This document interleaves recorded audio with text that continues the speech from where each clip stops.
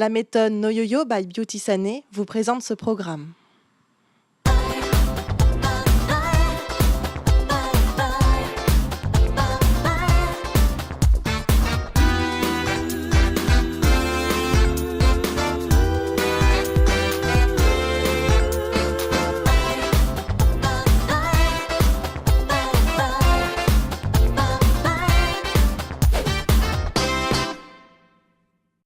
Bonjour et bienvenue dans Dirigez-moi, la première émission où nos invités parlent sans complexe de poids, de régime et d'alimentation. Cette semaine, nous avons le plaisir d'accueillir Luana Belmondo, la Frenchie italienne, qui déclare que rien n'est plus sexy qu'un homme ou une femme au fourneau. Luana, bonjour. Bonjour Sylvain. Merci beaucoup d'avoir accepté notre invitation. C'est un plaisir. Vous allez bien? Très très bien. Bien, vous êtes italienne. Oui, romaine même, pour être oui, plus précis. Absolument. Plus exactement, donc vous êtes passionnée de cuisine, si oui. je ne me trompe pas. Vraiment passionnée, on peut dire. Vous avez appris cela de la part de votre mère, ce qui vous a transmis ce gène de cuisinière. Oui, je dis toujours que je suis née un peu dans une casserole parce que depuis mon plus jeune âge, heureusement qu'elle n'a pas trop remué ou bouilli parce que je ne sais pas ce qu'elle aurait fait de moi.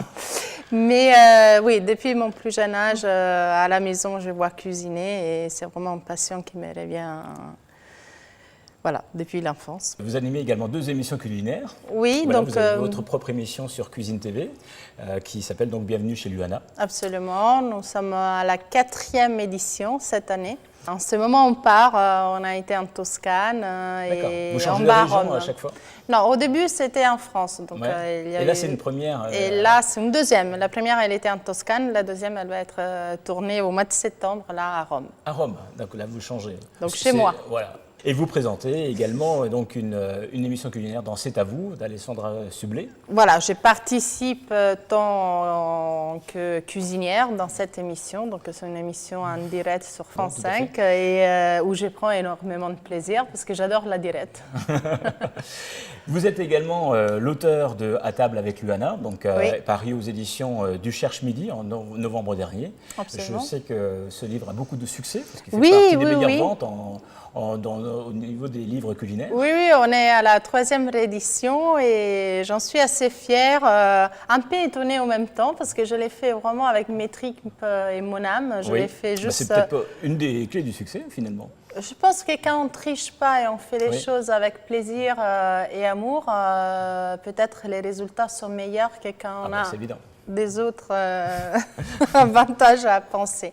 Donc il a bien marché, je suis sur l'écriture du 2e bouquin. Luana, est-ce que vous connaissez le principe de Dirigez-moi?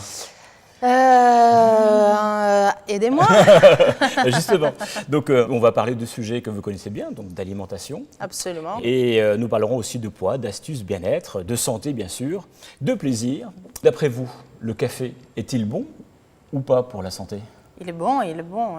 Il est bon pour la santé. Il est très très bon pour tout ce qui est maladie cardiovasculaire. Donc, oui, la toujours caféine. À boire avec modération. Parce qu'il faut pas, je crois qu'il ne faut pas boire plus de 3 ou 5 cafés par jour. Tout à fait. Le café a souvent une mauvaise réputation pour la santé. C'est une idée reçue.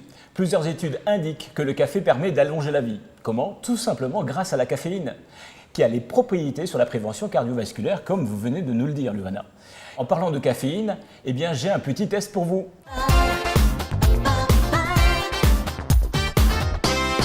Nous allons retrouver ici le test du café. Wow. Nous avons 3 tasses différentes. Je vois bien. Avec donc une tasse de 220 ml de café donc réalisé au percolateur. Oui, absolument. 220 ml de café filtre. OK. Et puis un expresso de 50 ml. Le meilleur. Le meilleur. Ben justement, entre ces 3 cafés, lequel a le plus de caféine, d'après vous? J'ai appris que ce n'est pas parce qu'un café ristretto qui a plus de caféine, mais bien au contraire, c'est celui qui est le plus rallongé. Est-ce que j'ai raison ou pas? Alors, c'est rallongé, ça veut dire qu'on rajoute de l'eau. Non, pas rallongé, qui est plus grand en fait. D'accord, avec plus de quantité de voilà, café. donc il y a plus de caféine forcément. Bah, ça dépend. Parce que quand c'est rallongé, souvent les cafés Pas rallongés... quand on rajoute de l'eau chaude. Oui, c'est ça. Mais Donc, quand on fait un café oui. long, il y a plus de caféine que dans un café c'est court. ristretto, court. Et bien là, c'est café filtre, percolateur ou expresso. D'après vous? Ah, sur les trois, Sur les trois, voilà, il faut... dire. voilà. Tadadadi, dada. Combien de temps j'ai? Alors, vous avez 3 heures. Vous pouvez faire un appel Allez, je vais sur le espresso. L'expresso qui a le plus de caféine, d'après Ouais. vous.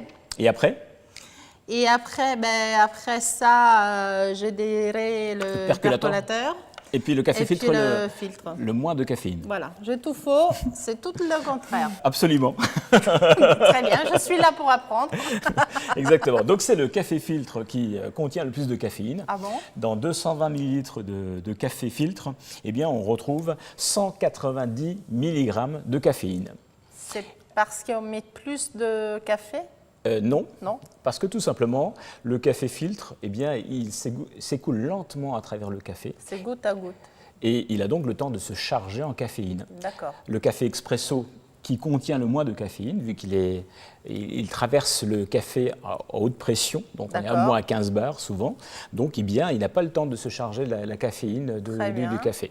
Donc nous avons ici 190 mg de caféine. Dans le café percolateur, nous avons 118 mg de caféine. Et dans un expresso de 50 ml, nous avons 89 mg de caféine. Donc, maintenant, je peux en boire 10. Si tout à l'heure, j'avais dit entre 3 et 5, maintenant, je peux en boire 10. 3 et 5, c'est la bonne quantité, effectivement, par jour. Donc, encore une idée reçue qui tombe. On pense souvent que l'expresso à l'italienne est très riche en caféine. Eh bien non.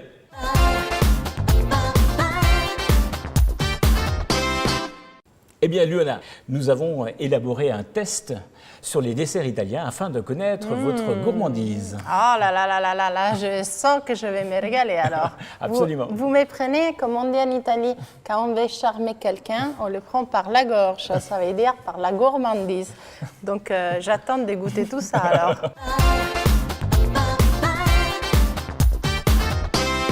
Nous avons ici 3 desserts typiquement italiens. Quelle farandole! Donc le tiramisu classique, Absolument. ensuite une panna cotta framboise et puis une part de torta della nonna. Oui, la torta della nonna. Ah bah, Oh, vous le dites, j'ai des bien mieux que souvenirs, moi. j'ai des souvenirs sur ça.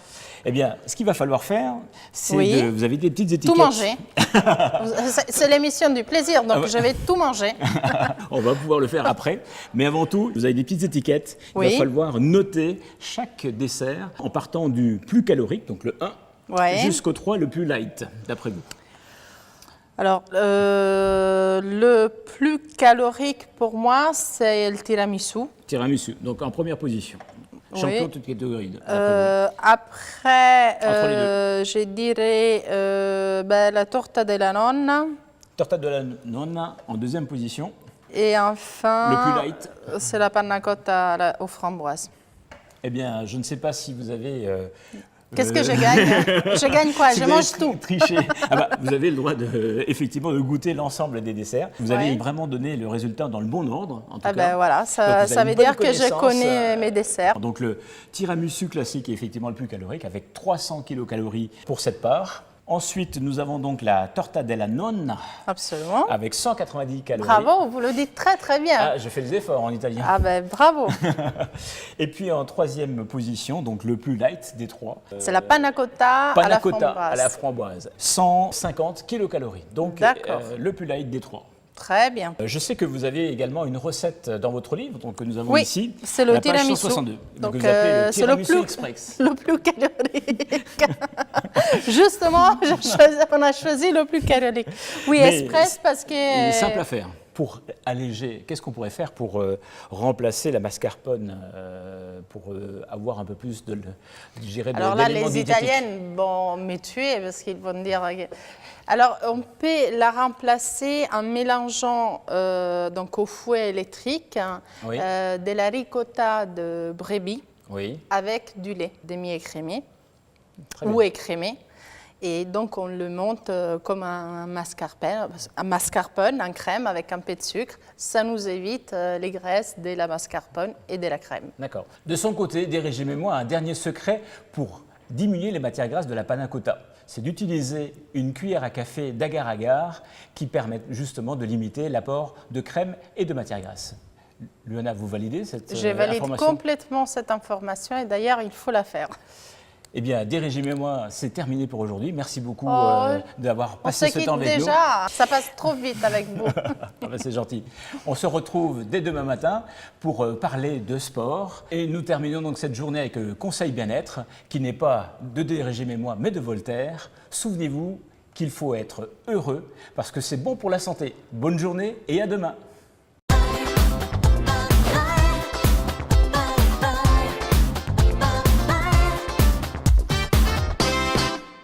La méthode No Yo-Yo by Beauty Sané vous a présenté ce programme.